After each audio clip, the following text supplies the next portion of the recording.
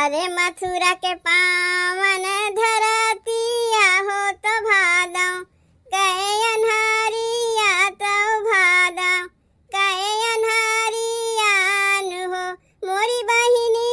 लिहले जनामावा कन्हैया हो तो जेला के कोठारिया में हो जेला के कोठारिया में हो मोरी बहिनी लिहले जनामावा कन्हैया हो तो जेला के कोठारिया तो जेला के कोठारिया में हो। भादो मास रोहानी नक्षत्र राहे अष्टमी के दीनवा हो अष्टमी के दीनवान हो मोरी बहिनी प्रगटे है दीन दयाला हो धरतिया गुलजार हो धरतिया गुलजार भैले हो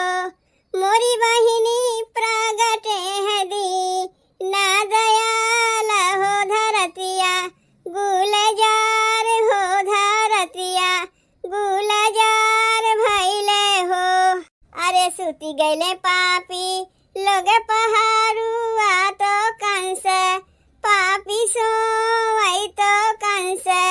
पापी सोई हो मोरी बहिनी वासुदेव कृष्ण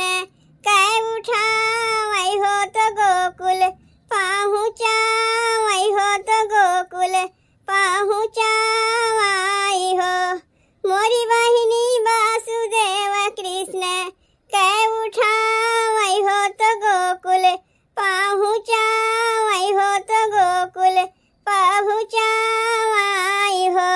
कृष्ण कथा ऋषि मुनि गावई हो तो जुग जुग सुनावई हो तो जुग जुग सुना